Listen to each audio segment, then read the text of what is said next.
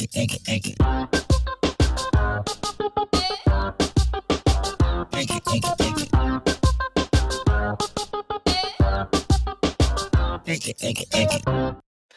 you know nothing about this show, understand that it's about Ghana music and Ghana talents going to the mile as far as they can ever go. My name is Kojo Manuel, King of the MRC, and you're officially welcome to the Mile 7 podcast. I'm here with somebody that is quite, in line with things affiliated to Ghana, exporting Ghana's talents, letting the world know about us.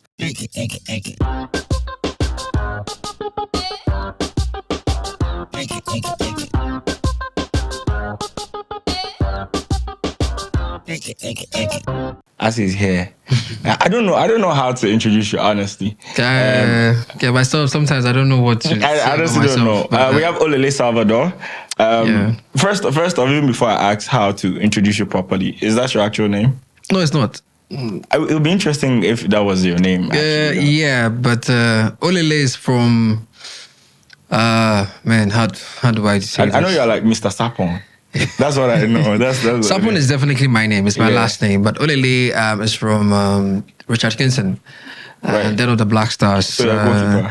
Yeah, I used to catch in school. So I was a goalkeeper in school. That was supposed to be a joke. I didn't feel like it was actually I was actually a goalkeeper in school. If not for the threatenings of my dad, I probably would have been a footballer. Yeah, in every African home, you are either a doctor, a lawyer, or disappointment. So I couldn't do football. I couldn't play football as I really wanted to. But I got the name OLELE was simply because I joined Alpha Beta from Soul Clinic, and my seniors wanted to call me by a name they could easily shout out when they're on the pitch, and I mean, for those that don't know, how would you describe Alpha Beta? Alpha Beta is it's like a senior high school but with the British curriculum. O level, A level, IGCSE. Myself, I'd heard it, but I didn't know exactly what it meant. So Soul Clinic, Alpha Beta, GIS, Roman Ridge, TIS, and so on and so forth. So just in that same line, Do with that information what you will. I know Twitter will have a field day with that one. So I have a field day with that one. Right. So they picked the Salvador too? Salvador is from Second Chance. Some more explanation on that. Well, for those of you who know Second Chance, I used to love watching telenovelas because my parents would always watch Bold and Beautiful. I didn't even realize you're talking about telenovelas. That is exactly what happened. And I used to watch Second Chance a lot, and I'll go look for what's going to happen, the following episode and stuff like that. And I'll come and tell my friends. I'm not even saying this for the interview, but I feel like you're going to dread the day we drop this. Well, hopefully not. But yeah, so the ladies in my class actually said they called me Salvador. And I was like, okay, I actually like the character Salvador, so let me... I don't know if that's a compliment or not. Well, I still don't know if it's a compliment, but I think it's done the job. But it makes a nice name. Yes. OLELE Salvador. I wanted an alias that was mainly like a full name. Not just leave it Same with me. So I just like OLELE Salvador. Yeah. Okay. Okay. Now to the actual question. I was torn between introducing you as an entertainment journalist or as a blogger. So I think I've been able to bundle everything up as a pop culture journalist because I noticed that in as much as I'm very passionate about the arts, music and entertainment, I'm equally passionate about, the other factors that feed into these three pillars of our work. So, which is politics, sports, and so on and so forth. And all these things, if you do your research, you realize that they all fall under pop culture. So, and I was like, okay, why don't I start a journey of really projecting what pop culture is, in this country? Because anybody at all who is doing entertainment is seen as a blogger. Right? But not all bloggers are journalists. Bloggers just report on the go. Right. I would take my time and try and find out if indeed what I'm seeing or what I'm hearing is true. Call the people that are involved to find out, hey, I heard this about you. Is it true? Can I go ahead and report it? Or even use what we call optics, in reporting the news. So I was like, okay, maybe that's what I should do. And it's so far so good. And that's why I would rather be identified as a pop culture journalist than just being an entertainment journalist or a blogger. But if you had to pick one, which pop culture. no, if you had to pick between a blogger and an entertainment journalist, being that someone is poorly representing you, Right. but then had the options of Entertainment journalists will do. entertainment Journalists will do. Okay, Yes. so No disrespect to the bloggers though, because they're equally doing the same thing. But Yeah. I want to make entertainment journalism cool.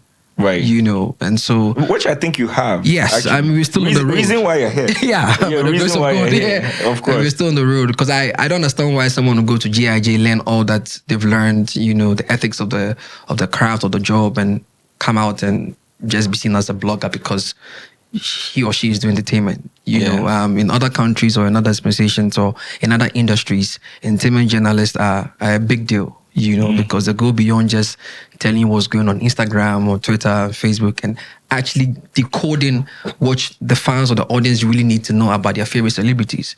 You know, and I think the word blog or blogging has been misused in a way, especially in this country. You know, anybody whips a phone, records an event, or posts someone's content, and immediately they are seen as a blogger. But true blogging is actually recording events from your point of view. This reminds me, I don't know if there was a point where I started to post about Ghanaian artists that were playing shows outside of Ghana. Right. And I remember that week, I did it for maybe 2 weeks, but then my schedule would not allow me to constantly do it that way. Yeah. But then everybody I met the following weekend is like, hey, why not you be blogger? You see. And I was like, I just feel like we don't talk about our artists as much as we should, especially in a positive light. So I just wanted to, and then automatically everybody's like blogger. So for you, there, I don't know. I mean, so I've had to deal with the separation of being called a blogger. Something, why bloggers on my day? Why are you trying? I'm not saying it's a bad thing. It's not bad. I mean, blogging in itself has evolved over time. So it allows for that. But for me, I want to be able to make journalism cool for young people to take it on seriously and professionally, really apply the true ethics of the trade or the craft so that, we can, because if you count the number of entertainment journalists we have in this country, we are not enough. Yeah. We are not enough. I feel like that's even like a totally different conversation. Yeah, we are not enough. Who we would even regard as an entertainment journalist. Yeah. At least for you, I think you've made it a bit obvious to a very large extent. So congratulations to you for being able to Thank you very much. Still on it. What I do want to know is, did you one day just see a gap in the space, or was just something you already doing that you decided to amplify? To be very honest, I didn't notice the gap early. When I started my journey of being a media personality, I was only thinking being a TV host, being because I think my first interaction with you was City TV. City TV, yes. Yeah, were you ever on City FM? Yes, I actually did Traffic Avenue for a month. And interestingly, as soon as I finished, I left. Maybe so I knew you from City TV before. Yeah. So is this around the time? Yeah. I mean, I joined City at the age of no, I'll mention my age. I was like, I like where this is going. But I think somewhere in 2018, I joined City, and at the time I joined, Bernard Avile and Sament, who obviously is the CEO, told me that there were no spaces for being a presenter or being an on-air personality or whatever. So there's an opportunity for me to come in as a technical person. Now, I did IT in school, and I did a bit of photography. Well, I won't say a bit. I was actually a photographer for 7 years. Wow. Yeah, I was taking pictures at the time. Then now the late Bob Pixel. Ben Bond, Capture, that's Barak from Capture, Roger Yeboah, a host of them, And I was doing photography, I was taking events, shooting, portraits. I used to come to Money 3 Studios. Yeah. I used to, just say, Machine. See, before you even answer the question, because of how interested I am in this, I want to know the school. Which school did you attend? I started from services. Okay. From basic school. Right. And then I went to Soul Clinic. And then I went to Alpha Beta. Okay. And then after Alpha Beta, I did a long distance education with University of Greenwich in UK. Okay. Through the NCCE It keeps program. getting worse. I mean, getting worse. Even myself, sometimes I wonder how my life. Timeline. And then after I had a scholarship to do an internship with Microsoft for Africa. where I did IT and digital marketing for my internship. I think I did about 3 months, and then I started doing web development. I was more like a front-end developer, and then I started doing a bit of digital marketing just to really like channel my inner entrepreneurial spirit. Digital marketing, I relate. Yeah. Yes. Okay, so you did all of this before City. Yes, before City. I was even working or serving in church. Where I still church as a photographer. As a photographer. Yeah. Matter of fact, I thought you were going to say usher. No. Photography actually started for me in the church. In the church. That's where I actually discovered my gift to take pictures. Just so you know, you don't have any right to judge any artist that started singing in the church now. At all, because I know, but I'm still the church. Yes. Yeah, so I was taking pictures in the church. Then I had a stint with Dominion TV. The church had just, established a TV station. So I hosted a show called Do You Know Your Bible? So I go to the streets and I just find... I'm literally giddy right now. Is this still available? Well, I think now Chidera is now hosting the show. Who? Chidera on Twitter. Goodness. Yeah, he's now hosting the show. But I started... That was actually my show.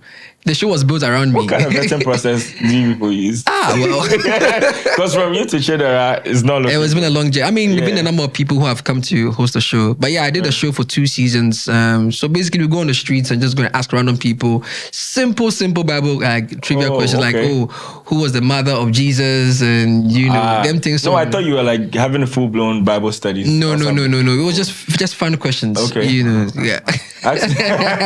Well, one of my favorite episodes was when we asked someone what type of bread was used at the Lord's Supper. Oh, that's easy. What bread was it? Tea bread. It was long. It was long. That's a good one. we were like 12, 13 niggas.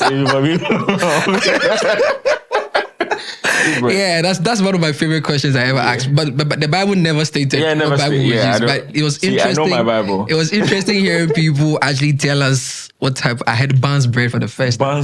Barnes bread. I don't know what type of bread that is. That before. And someone is a bachuna. I think they mean the round, like the bread that's like bread rolls or what? No, like the bread they use for sandwiches. Oh, like the round one. Like that's what I don't know if it's right. I don't know. I don't know if it's right or wrong. I don't even know what Barnes bread is. Yeah. So I did that for 2 seasons, and then I stopped doing anything TV. And then 2016, I wanted to find something else to do. I wanted to do some programming and everything. It really didn't go well, and I was like, okay, you know what? So I actually prayed about this. I was like, I think I'm doing something, but I'm not getting the fulfillment in what I'm doing. Yeah. So I prayed about it. And after a while, I got a word that, I need to go into media entertainment. I'm like, okay, I had a stint, at Dominion TV. Maybe I should actually take it seriously. So that's when I went to City. So when I went to City in 2018, they're like, oh no, we don't have spaces for presenting, on-air hosting, whatever. You have to do something on the back. I said, no problem. I will do it. And Samenj told me that I should give myself at least 2 years. Learn all that I have to learn behind the scenes. And when my time comes, I take full advantage of it. So for me, I went back home. I remember I sat on my mother's couch and I said, I'll give myself a year. Okay. I'll take 6 months to learn everything broadcasting behind the scenes. And the rest of the 6 months, I'll learn everything programming. Right. So I did just that. I remember 2019, I became one of the leading broadcast directors for City TV, directed the morning show, the late night show, Ben and Avale's Point of View. Then I came to direct a few sports shows. Then I just noticed that, okay, the thing was just going according to plan. Yeah. In 2020, COVID struck. Right. And then I got laid off. And I'm like, wait a minute. I thought I was actually like one of the best here. Why am I getting laid off? So I'm home, Charlie. I don't think people knew this. No, people didn't know this. I got laid off. I came back home for a month. I was like, I thought I was starting this journey. And I was like, Charlie. So I was there, and all I did was just pray for the company. Because people were laying off their employees and whatnot. So like, let me pray for City so that City would stand, City would excel. Then I got a call that, I needed to come back and come and direct the show because 2 of my colleagues were not well. I said, okay. So I returned, I directed the show, and then I was told I was going to do that for 2 weeks. After 2 weeks, I was like, okay, my time is up. You guys should give me my tabletop, let me go back. Because, obviously. I was like, no, you're not going, stay. So this City? This City. Okay. So I stayed. And then after 2 months, one morning, I'm directing the morning show. Simon walks into the control room and calls me and says, apart from direct, what else do you do? I said, oh, sometimes I help with the program guys to put their shows together and everything. Okay, get ready. You're hosting the show next week. I'm like, Okay. And mind you, I've been rehearsing, practicing at home, like just rehearsing my lines. Hosting I never got the opportunity. Then, interestingly, my first show I directed as a broadcast director was a show I became the host of. 2 years on. That's dope. 2020. That means that even makes it easier because because I knew what the show was about. And now, of course, being a director, you want your presenters or your host to do something, but now you are on set, so you exactly know what the director wants, and you make her work easy. Because then there was a lady who was directing me, and that was when my journey of TV hosting began. But then I said, you know what, I want more. So what can I do to add to my presenting to make me, if not enriched in wisdom or knowledge, position myself in such a way that when we are tackling social issues, I actually have something to say. Right. Because 30 Minutes was was a trending show. Yeah. So whatever is hot. I watched it once or twice. Exactly, and I've had a couple of co-hosts helping me and everything. So, and the lady I was co-hosting with, Nadole, who is now somewhere, I think she's doing something, she was from the newsroom. So anytime we had social issues that had to do with current affairs, she would always come with something. I'm like, nah, I can't just be presenting and just be misbehaving. Yeah. So I started reading, started researching, Then at the time I joined City, I met a brother called Kwame Dati. People will know this name very well. Yeah. And he's been that guy for me. Like, he's been my mentor, my teacher, everything. He's like loaded when it comes to entertainment journalism. And then he told me, before I even came on TV, he told me that, bro, the way you are moving very soon you'll be on TV. Immediately he said, I was like, you'll be my teacher. So I humbled myself, understudied him. He taught me how to write my first article. He taught me how to address some of these issues and everything. Every single thing I know today, Kwame Dazi taught me the basics. Trust him. I think he invited me to a space where we spoke about MCs and stuff. Yeah, on Twitter space. Maybe I've met him, but probably not properly enough. I think he's one of the unsung heroes of our entertainment industry, and he's a bit reserved, but his pen is very hot. So he taught me all the things I needed to know about writing articles and everything. So I wrote my first article, I gave it to him, he edited it, and then they posted it on CT for the first time. So far, story as impressive as it is, still hasn't given me that, how do you call it, that sources, your deep throat source. How did we get there? So because this all feels like we are being directed into being a media personality more than being a journalist on social media, putting things out. So the thing about City is, whether you were a cleaner, whether you were a dancer, or you just come and pass through or whatever, there's this unspoken rule. When you join City, whether you like it or not, you need to learn current affairs. You need to be up to date with what's going on. Right. All sectors. Right. So whether it is transportation, sanitation, whatever, it's part of the brand for you to learn something. So I said, okay, why don't I do it for our entertainment space, or why don't I do it for our creative arts industry? So that was when the interest started.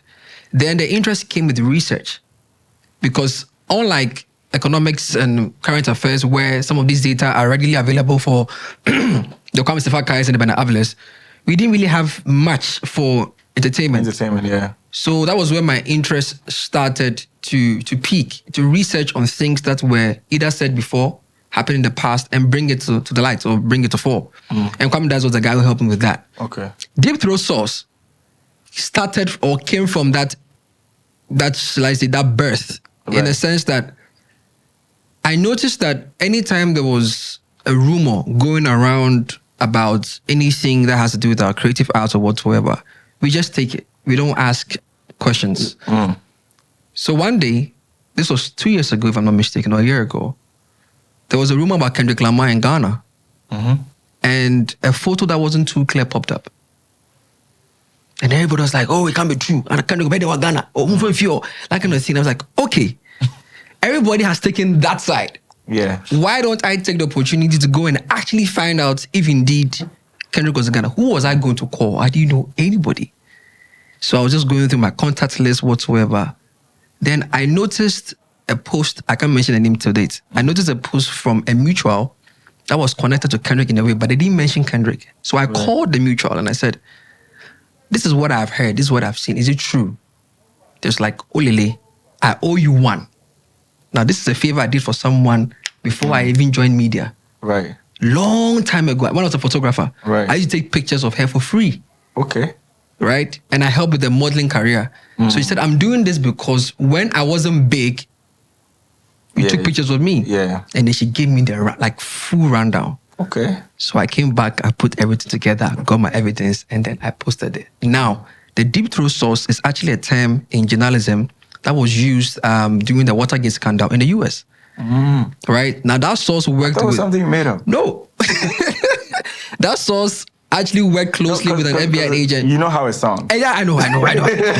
Especially on this side. I know I know how it gets, when people see or read things like that, you know.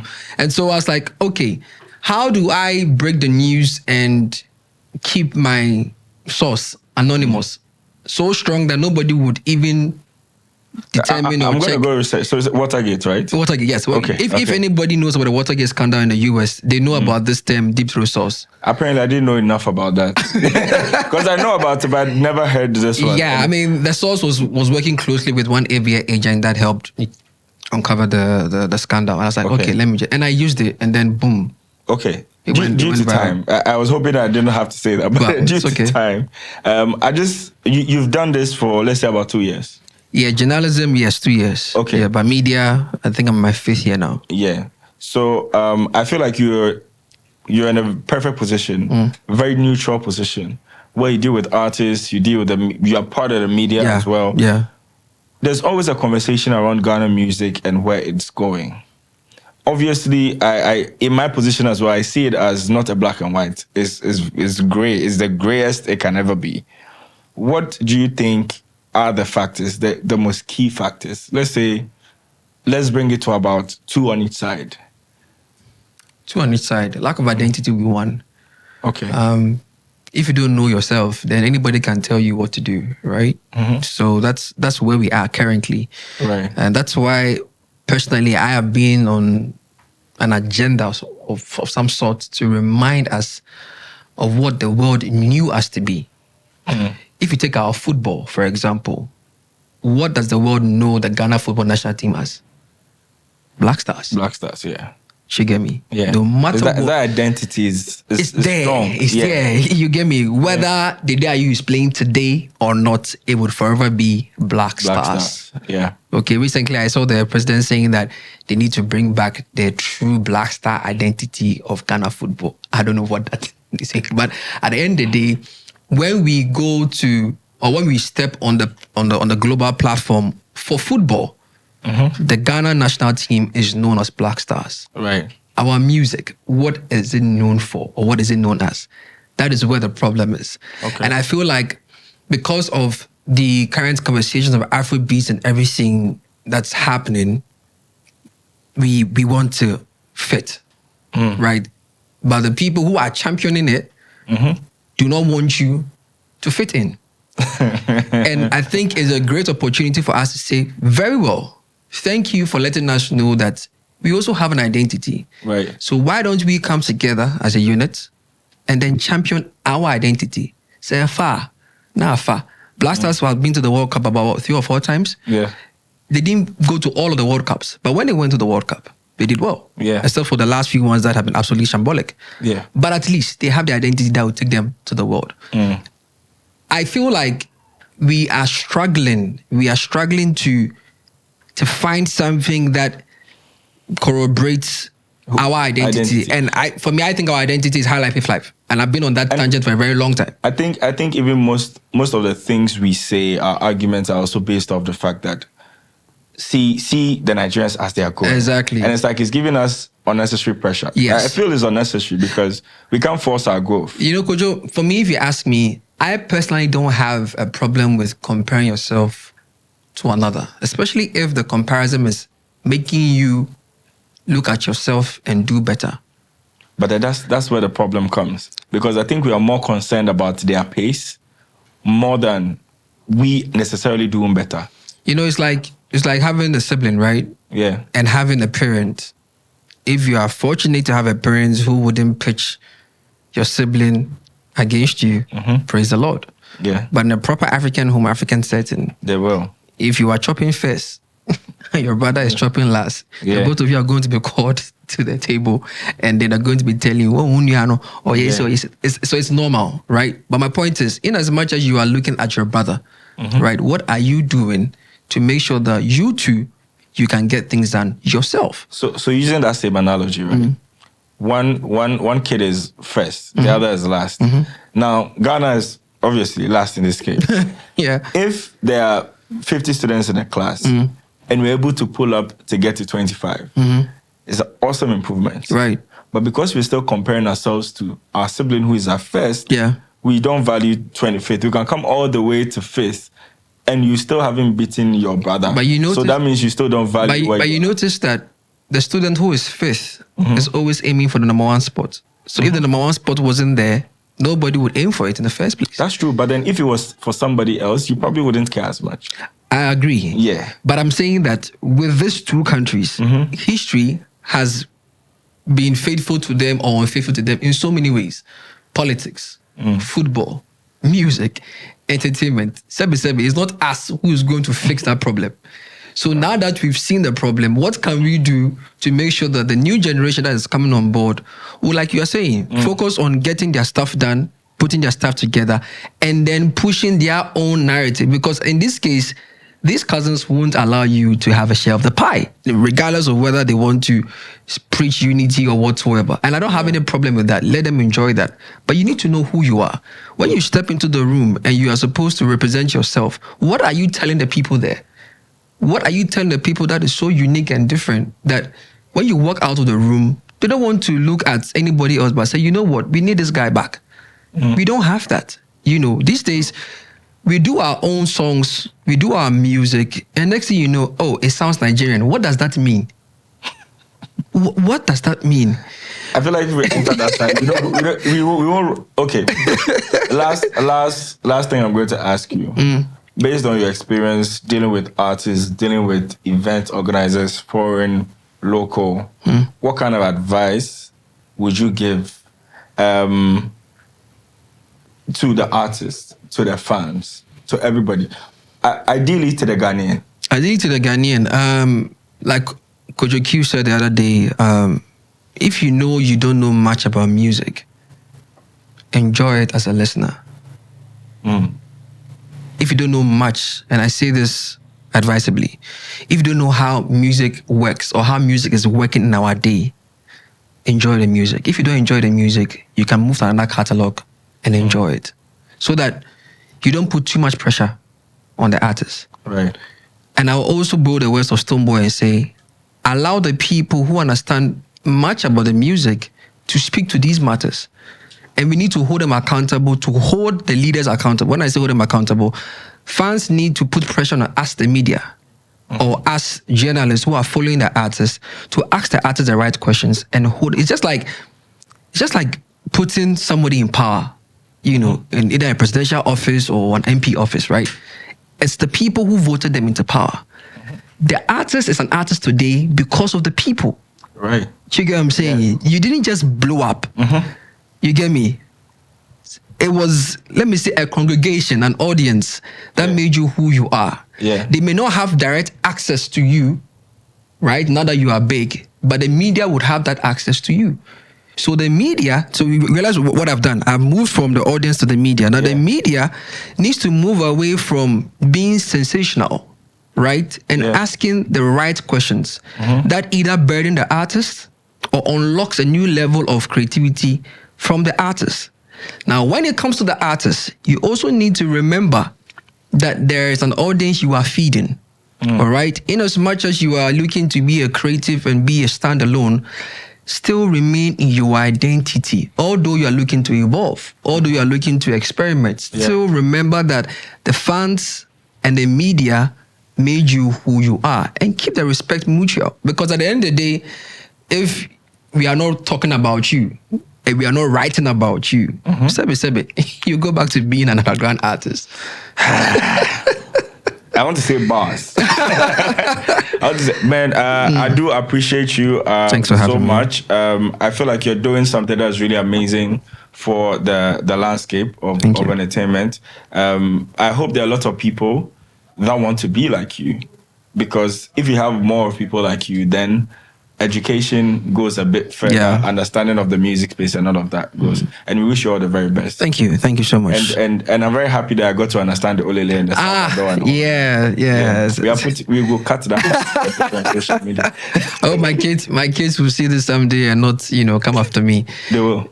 Thank you so much. This Thank has you been too. About 7 podcast. Our guest OLELE Salvador dropped some gems. I'm very excited about this one. But remember, this is the space where we are putting the people that you should know about on the spotlight, for you to make sure you know them. And also remember to like, comment, subscribe, and share. Right here, my name is Kojo Manuel, King of the MIC. Remember, it's the About 7 podcast. We out. Are you mad? Take it. Take it. Take it.